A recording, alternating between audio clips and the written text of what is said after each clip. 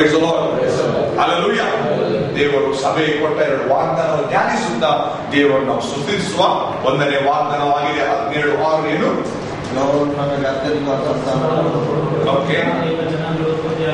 ಯಾರಿಗೆ ಬರ್ತದೆ ಅವರು ಎದ್ದು ನಿಂತುಕೊಂಡು ಆ ವಾಗ್ದಾನವನ್ನು ಬಾಯಾಟವಾಗಿ ಹೇಳಿ, ಯಾರಿಗೆ ಬರುವುದಿಲ್ಲ ಆ ವಾಗ್ದಾನವನ್ನು ನೋಡಿ ಹೇಳಿ.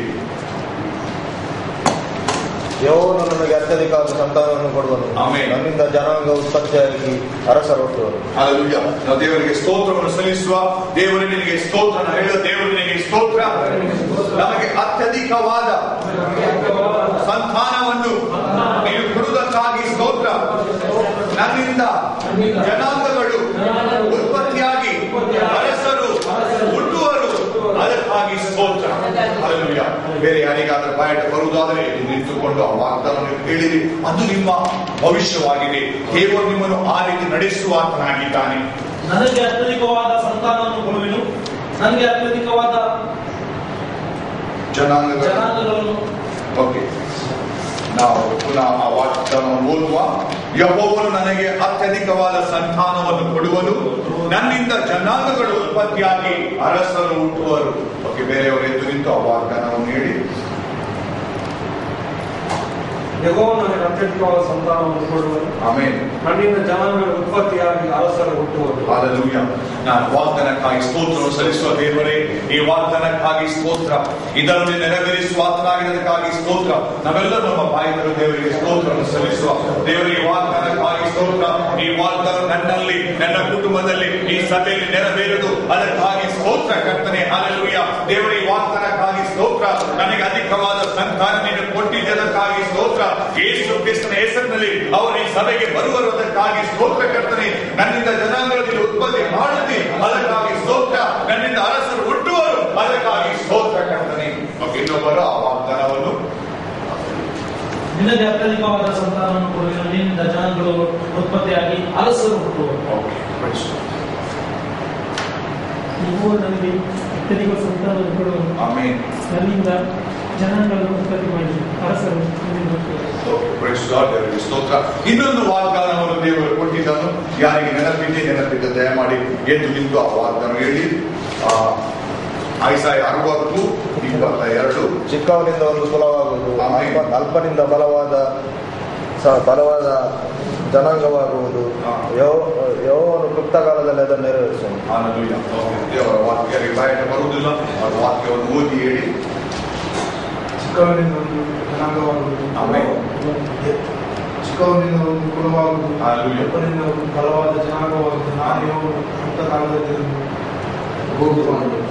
ಓಕೆ, ಚಿಕ್ಕವನು ಎಂದರೆ ಯಾರು ತಗ್ಗಿಸಿಕೊಳ್ಳುತ್ತಾನೆ ಅವನು.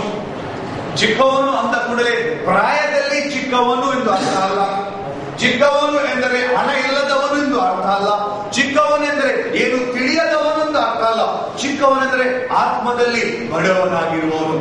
ಆತ್ಮದಲ್ಲಿ ಬಡವನಾಗಿದ್ರೆ ಆತ್ಮದಲ್ಲಿ ಕೋಪ, ಮದ, ಮತ್ಸರ ಇಲ್ಲದವನು, ಆತ್ಮದಲ್ಲಿ ಪರಿಶುದ್ಧನಾಗಿರುವವನು. ಅವನ ಮುಖಾಂತರ ಒಂದು ಜನಾಂಗವಾಗುವುದು.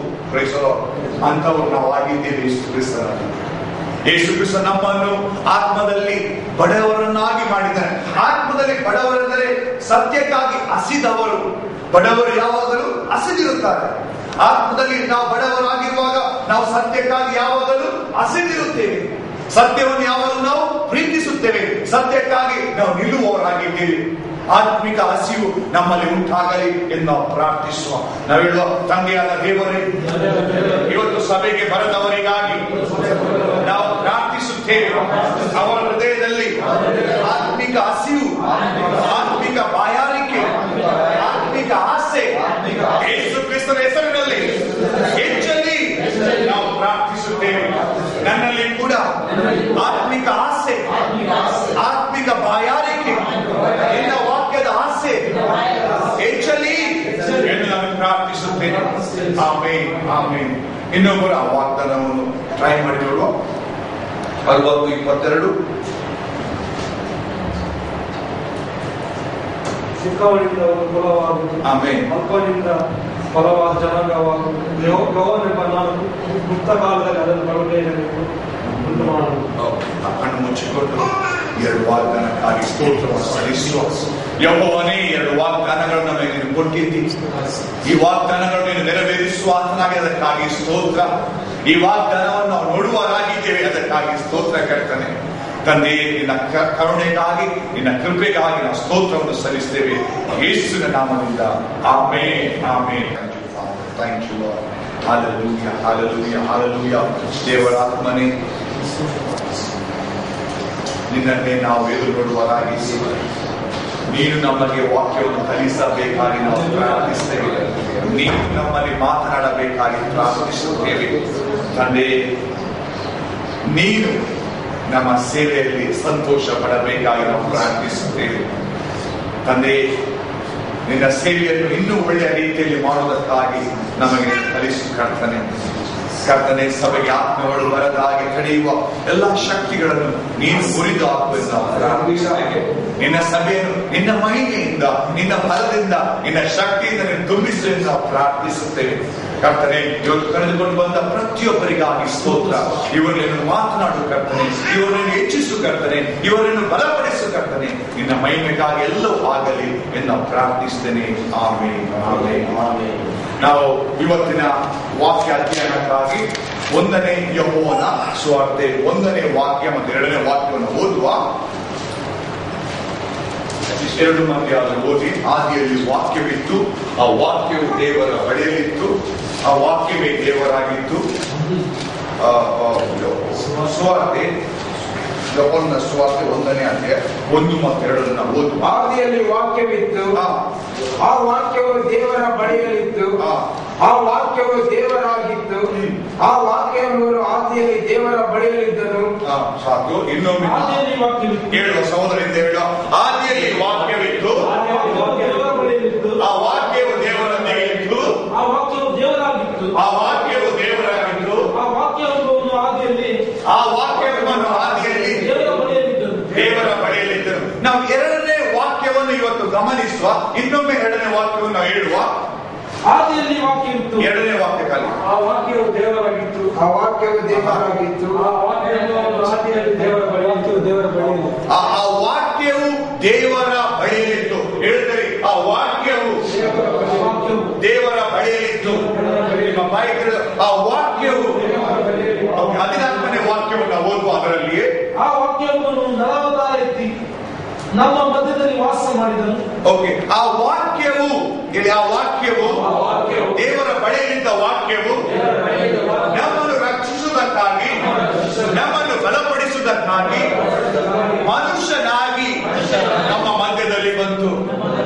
Hallelujah, praise the Lord. ನಾವು ನೋಡುತ್ತೇವೆ ಆದಿ ಕಾಂಡದಲ್ಲಿ ದೇವರು ಮನುಷ್ಯನನ್ನು ತನ್ನ ಸ್ವರೂಪದಲ್ಲಿ, ತನ್ನ ಹೋಲಿಕೆಗೆ ಸರಿಯಾಗಿ ಉಂಟು ಮಾಡಿದನು. ಮನುಷ್ಯನ ರೋಗವಾಗಲಿ, ಕಾಯಿಲೆಯಾಗಲಿ, ಬಡತನವಾಗಲಿ, ದರಿದ್ರತೆಯಾಗಲಿ ಇರಲಿಲ್ಲ. ಯಾಕಂದ್ರೆ ದೇವರು ಮನುಷ್ಯನನ್ನು ಆತನ ಸ್ವರೂಪದಲ್ಲಿ ಉಂಟು ಮಾಡಿದನು, ಆತನ ಹೋಲಿಕೆಯಲ್ಲಿ ಉಂಟು ಮಾಡಿದನು. ಮನುಷ್ಯನಿಗೆ ಏನು ಬೇಕಿತ್ತು ಅದೆಲ್ಲವನ್ನು ದೇವರು ಕೊಟ್ಟಿದ್ದನು. ಮನುಷ್ಯನು ದುಡಿಯಬೇಕಾಗಿರಲಿಲ್ಲ, ಮನುಷ್ಯನು ಕಷ್ಟಪಡಬೇಕಾಗಿರಲಿಲ್ಲ. ಮನುಷ್ಯನು ಖಾಲಿ ದೇವರೊಂದಿಗೆ ಅನ್ಯೋನ್ಯತೆಯಿರಬೇಕಾಗಿತ್ತು. ಖಾಲಿ ಆತನಿಗೆ ಕೊಟ್ಟ ಆ ಎಲ್ಲದರಲ್ಲಿ ದೇವರನ್ನು ಆತನು ಸ್ತುತಿಸಬೇಕಾಗಿತ್ತು. ಮನುಷ್ಯನು ದೇವರಾಗಿ ಇದ್ದನು. ದೇವರ ಸ್ವರೂಪದಲ್ಲಿ ಸೃಷ್ಟಿಸಿದ ನಂತರ ಮನುಷ್ಯನು ದೇವರಾಗಿ ಇದ್ದನು. ದೇವರ ಹೋಲಿಕೆಯಲ್ಲಿ ಆತನು ಇದ್ದನು. ದೇವರೊಂದಿಗೆ ಆತನು ಮಾತನಾಡುತ್ತಾ ಇದ್ದನು. ಅದನ್ನು ನಾವು ಕಲಿತೆವು ಕೆಲವು ವಾರಗಳ ಮೊದಲು.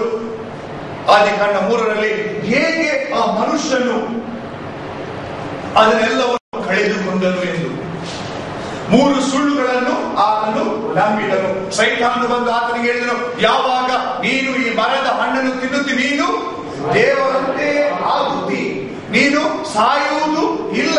ಇನ್ನೊಂದು ಯಾವ್ದು ಸುಳ್ಳಿತ್ತು? 3 ಸುಳ್ಳಿತ್ತು. ನಾವು ಅದನ್ನು ಓದ್ಕೋಬೇಕಾದ್ರೆ ಆದಿಕಾಂಡ 3ನೇ ಅಧ್ಯಾಯ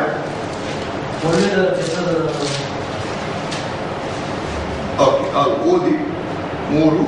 ನೀವು ಹೇಗೂ ಸಾಯುವುದಿಲ್ಲ. ಮೊದಲನೇ ಸುಳ್ಳು, ನೀವು ಹೇಗೂ